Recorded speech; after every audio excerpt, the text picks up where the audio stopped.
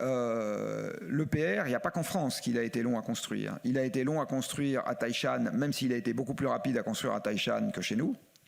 Il a été long à construire à Olkiluoto. Il est long à construire en ce moment à Hinkley Point. Donc en fait, c'est un réacteur qui est intrinsèquement compliqué. Il faut rappeler que c'est un design franco-allemand, avec 4 trains de sûreté à l'origine, ce qui est à mon avis 2 de trop. Donc en fait, on a vraiment rendu le système extrêmement compliqué, et il me semble que c'est un modèle, et du reste la raison pour laquelle on veut le simplifier le confirme, où on est arrivé sur le mieux qui était l'ennemi du bien. Si on pense qu'aujourd'hui, augmenter rapidement les capacités nucléaires françaises est le sujet, alors je vais dire une horreur, mais peut-être qu'une des options à examiner, c'est de laisser l'EPR au placard pour le moment et de reconstruire des réacteurs comme ceux qui sont actuellement en service. Peut-être.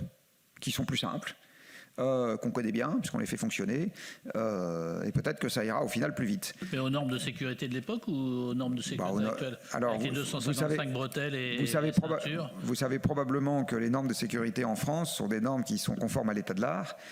Donc si vous les construisez comme ils fonctionnent actuellement. Vous ne les construisez pas comme ils ont été construits à l'époque, puisqu'on les a améliorés depuis. Mais voilà. Alors, je dis ça, j'ai rien dit, comme disait l'autre.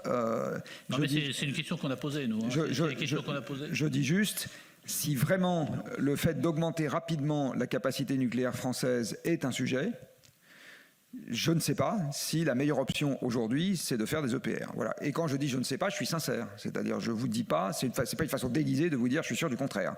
Je ne sais pas. Je pense que c'est un débat technique et compliqué, pas facilement accessible sans y passer un certain temps, comme aurait dit l'autre, et un temps certain.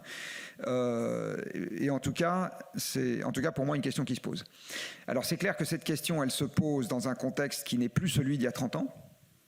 Et comme vous l'avez dit tout à l'heure, moi c'est une expression que j'ai souvent utilisée, il y a 20 ans de nucléaire honteux qui sont passés par là, donc les débats sur le nucléaire sont devenus un peu sensibles, quand bien même l'opinion a très fortement augmenté son acceptabilité du nucléaire sur les 2 dernières années, en France comme partout en Europe. Merci Monsieur Poutine. Donc en fait, clairement, hein, partout en Europe, le nucléaire a gagné 20 points, 15 à 20 points de sentiments positifs. C'est pas propre qu'à la France. Et pour moi, c'est une conséquence directe de la guerre en Ukraine. Donc, qu'est-ce que je veux dire ? Donc la question se pose vraiment de savoir si il faut faire des EPR2 à Tire-Larigot ou s'il faut faire autre chose. Et je le répète, je ne sais pas.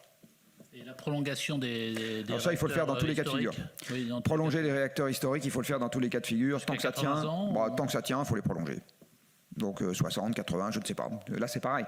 Moi, je ne suis pas qualifié techniquement.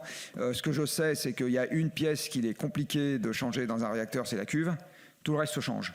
Vous connaissez probablement cette anecdote qui est qu'au moment où on a fermé Fessenheim, en fait, c'était un des réacteurs dans lesquels les équipements étaient, à part la cuve, les plus modernes.